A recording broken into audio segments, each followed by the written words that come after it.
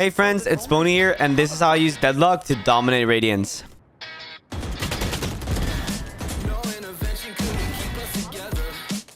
Like murdering every single person.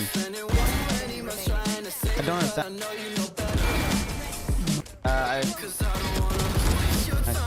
Get run and gun, bitch. Nice. Oh, wow.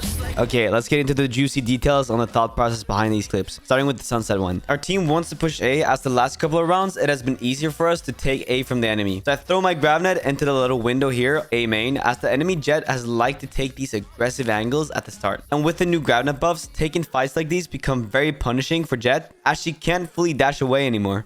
After throwing my grab net, I take orb, and here I do one big mistake. I forget to ask one of my teammates to come with me. I'm therefore left completely alone in A main without anyone to trade me or flash me out of the one way. While one could argue that high elo players should know not to leave someone alone, it is completely my fault. With this, I now have two choices. Either I quickly go back to elbow to help my team, or I wait the one way out. And since A main space is really important when you attack sunset A side, I decide to wait the smoke out. However, within this time, my entire team gets slaughtered by the raid boss Omen. So I'm left in a 1v4 against the enemies. Anyways, I wait the smoke out, then I slowly clear Link to find their Cypher. After taking Cypher, I know Omen is close by, and he kind of killed my whole team elbow. So I pre-fire a couple angles and get him. After taking out Omen, ask yourself something. Have we seen Jade the entire round? Scroll back and see.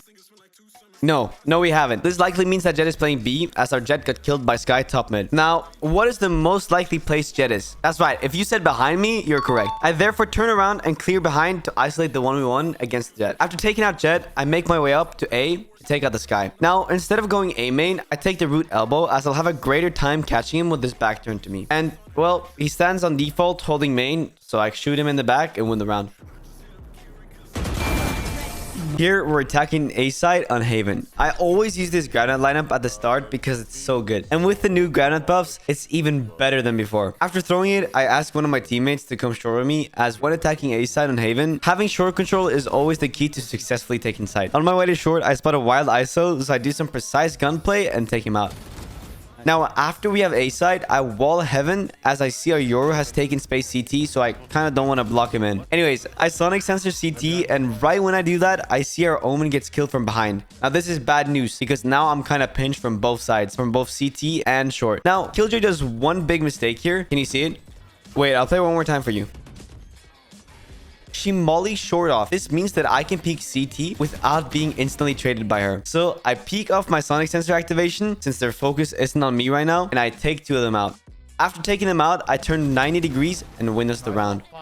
Here, we're playing a 2v4 on Haven. We just faked A, so C side should be completely open, so we lurk up. After throwing my wall CT to give Cypher one less angle to worry about while planting, I walk up C long, because the enemy Yoru has always flanked. So I hold flank and wait for the rat.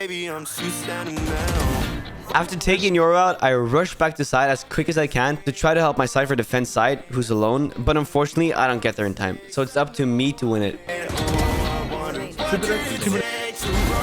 Nice. Here, I just want to show you a clip of how good the new granite buffs are. Of course, we need some sonic sensor buffs, but it's a really good start at least. I place my sonic sensors like this short, then I go over to showers to place my wall so I can focus my attention entirely on A short. I hear them push into my sonic sensors, so I throw my grab net and voila.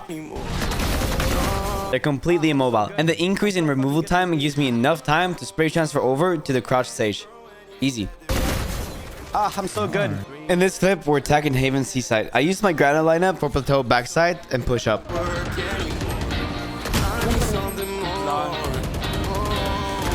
I tickle Chamber in his juicy toes, and I shoot Sky in their head. Then, I luck up side. I throw my wall garage and place a little sonic sensor there in case they try to break it. Then, I place my final sonic sensor, CT, so if anybody tries to push up, they will have a harder time pushing onto side. After this, our Omen decides to peek alone in a 3v1, meaning it's a 2v1 right now. And instead of going for a 2v1 gunfight against the Jade, I decide to just ult it, just to save the round, because you never know when Jets all of a sudden activate their aimbot and fucking kill everyone. Sova lineups? I don't have any. I don't remember.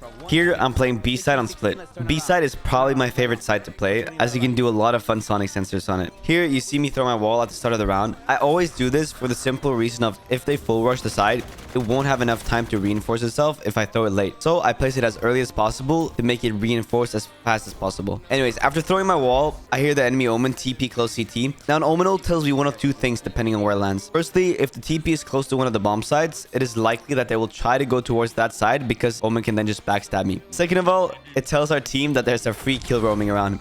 I hear the TP CT, so I run towards him as quickly as possible to try to catch him off guard. And, well, he gets taken out. After taking out Omen, I know site will still be safe as my wall is still up and nobody can TP through it anymore. This is another reason why I love to place my early walls, as it gives me a sense of security. Anyways, I see Raze throw her nade and boombot, so I peek close to hell as she could have timed me because by the time I wrapped around pillar, she could have already walked past B main. So that is the safest place to peek for me.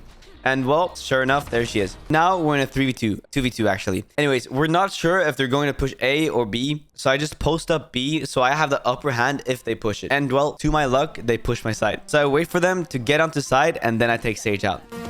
It's Now, I'm still in the 1v1 because my Sky isn't fully on B side yet. She's still rotating from A. And notice how I don't go pushing the Jet. I want to stall for as long as possible. So even if I die, Jet doesn't have time to reposition against my Sky. So we still know where Jet is, even if I die. So I hold the angle and sure enough, she pushes it. If you ever have a breach on Haven, always ask them to stun A main at the start of the round because this partnered with a Deadlock grab net usually guarantees some free kills like here.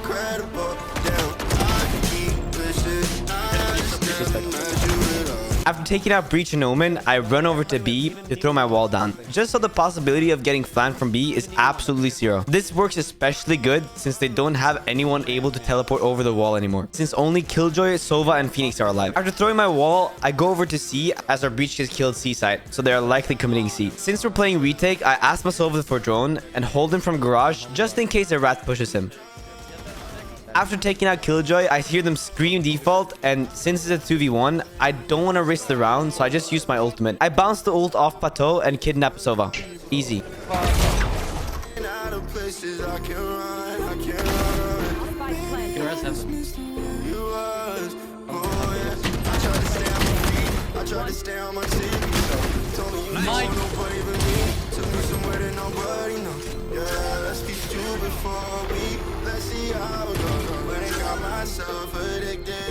So incredible, damn. I keep pushing, I just never measure it.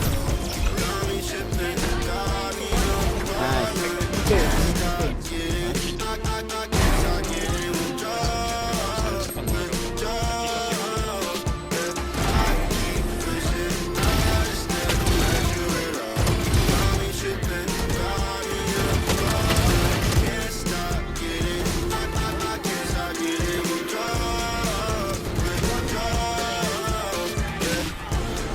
Nice, we won it, we won it. Thank you guys so much for watching the video. If you liked it, please subscribe. Anyways, bye-bye. You're like me clutching, bro. Easy, bro, easy, bro. Easy, bro, easy, bro.